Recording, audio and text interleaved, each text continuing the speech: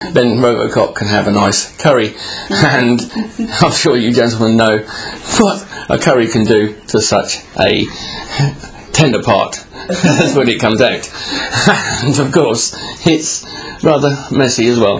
And then Robocop, because he's Robocop number 5, he has his police scanner and a mobile phone built in. And he could hear on the police scanner that there is a jailbreak in a high security prison. So Robocop gets in his cruiser and he shoots off to the said location. But they never build these roads in America very flat, do they? So Robocop is going along the road, bumpity bump and like that, and then when he gets to said location he has to ask the captain whether he can use the restroom. And the captain asks Robocop why, and Robocop says, my tummy feels a little bit queasy because I had a curry last night. And the captain says, oh, I can put that into great use.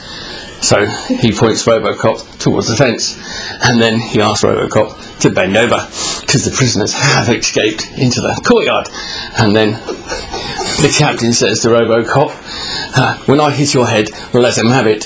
So Robocop is bent over in the proper position. And of course, the captain hits his head, and Robocop goes, and everybody gets a piece. I feel sorry for the actual inmates that are waving their hands about and have their mouths open, because it's really one of them, if it happens to enter one's mouth. Oh, it's pretty, isn't it? And especially if one happens to actually swallow. God, can you imagine that trickling down your stomach? And it's rather not nice.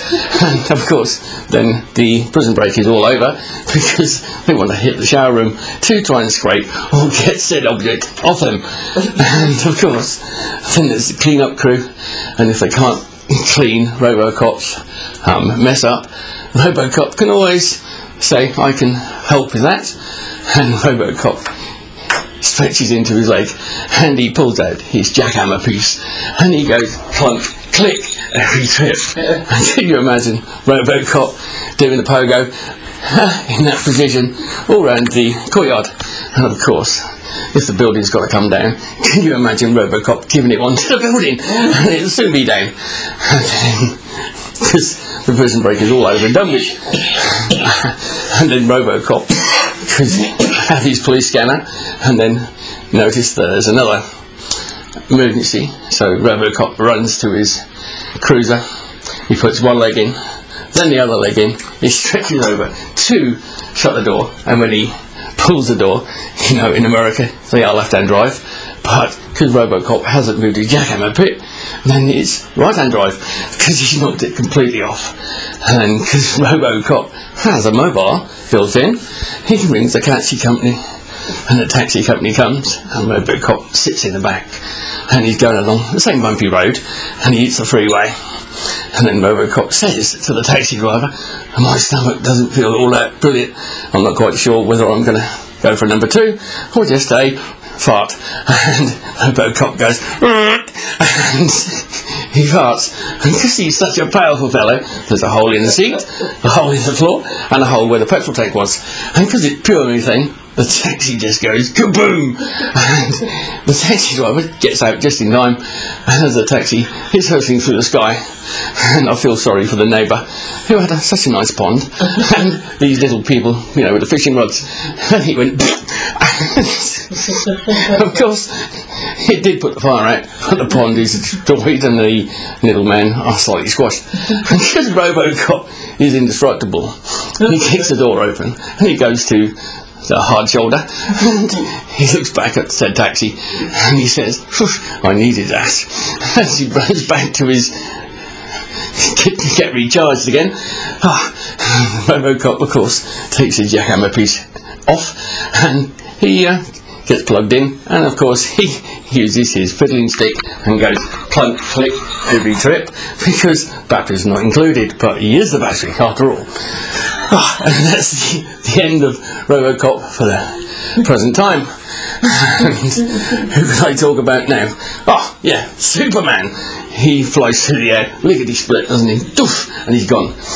But after all, Superman does have to wash his cape and his clothes. So he goes back to his pad and he puts his washing in the washing machine and he's drying it, and all of a sudden, because he's drifting off to sleep, he hears over his hearing, because it's really good hearing, there's a jumbo jet. It's in distress. He noticed that he hears, more than noticed, that there's engine on fire. And then the captain says, damn, it's just fallen off and it's come through the hydraulics and I can't land because my wheels won't work. And then he goes to the passengers, excuse me passengers, but if you want to ring somebody, we've got 10 minutes to do so, because we're just about going to crash. And then Superman, of course, has to rescue said plane. So Superman puts his shirt on and he puts his cape on and he puts his nicely fresh boots on and he goes zing straight out the door, lickety split, and he sort of going along and he going, I smell something burning. And he still rescues the plane and makes it land, but he notices that he hasn't got his shorts on, and that's what's burning. And of course Superman has lost several hairs, but he can regenerate, and because Superman is free and loose, he may feel a bit fruity. As long as he can line 1,000 women up in one line, as long as they are suitably on the back, and then knickers are removed, Superman could go woof, because he liked it first time, he could go woof the second time, and then before he goes and helps somebody else, he goes back to his pad and puts his shorts on. That's the end of Superman. Who can I talk about now? Right, Spider-Man. Here's Spider-Man, of course, and Spider-Man has 8 legs and of course 2 arms, and if Spider-Man feels a little bit fruity, he can put 2 of them in one side and 2 of them in the other side, and of course 1 woman in the middle, because after all he does have hands. And you women always have furry things down there, don't you? And you never know, in 9 months time there could be little Spideys just walking about. And that's the end of that one. Who else?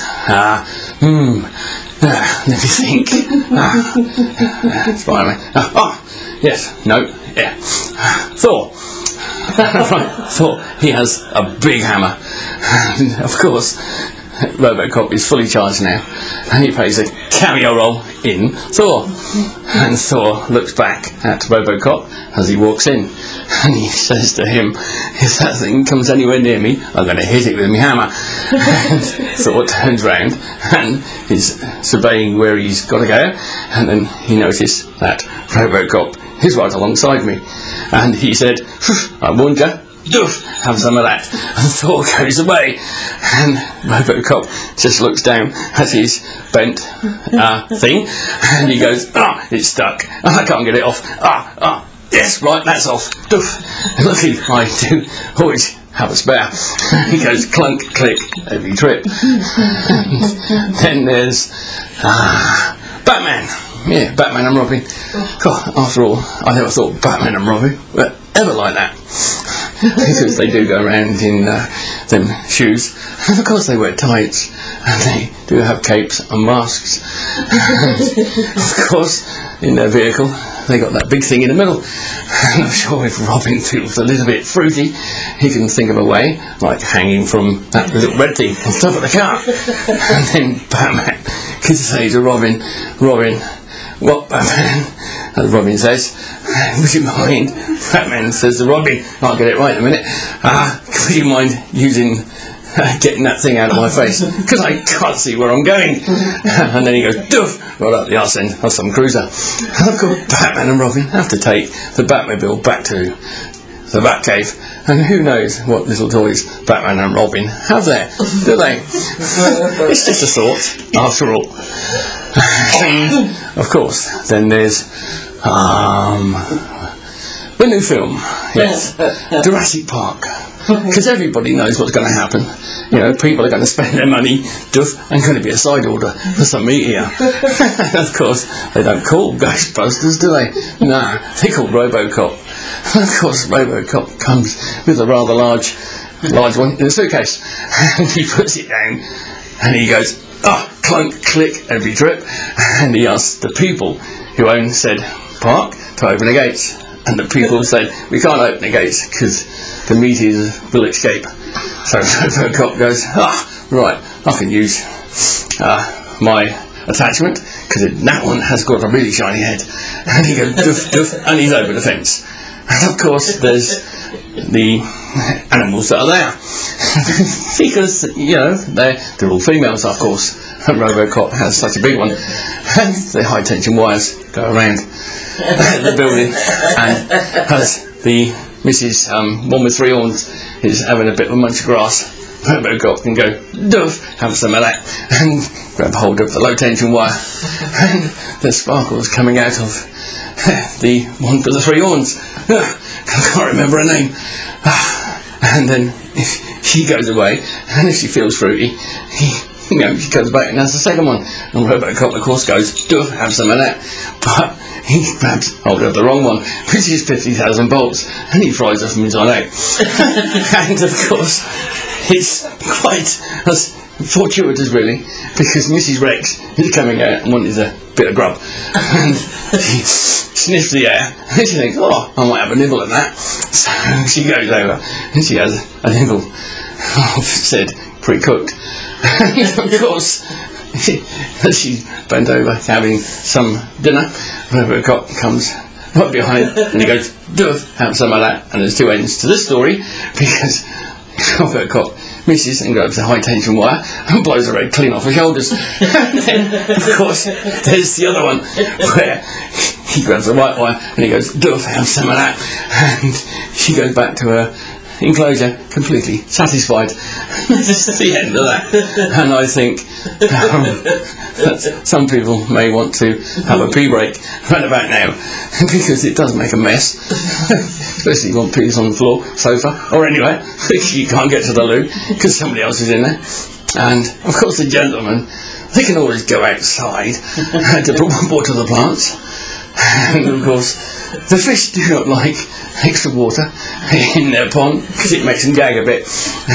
Of course the ladies can use the loo, the bath, the sink, anything, but please ladies, don't use a plant pot because they do have a hole in the bottom. It can be rather messy.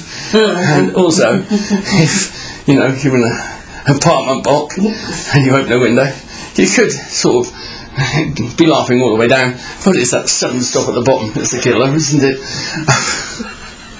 And who can I talk about now? Yes, ladies. Yes, ladies. You go to the beach, especially if you've got a nice shape. You went next door to Nike, don't you?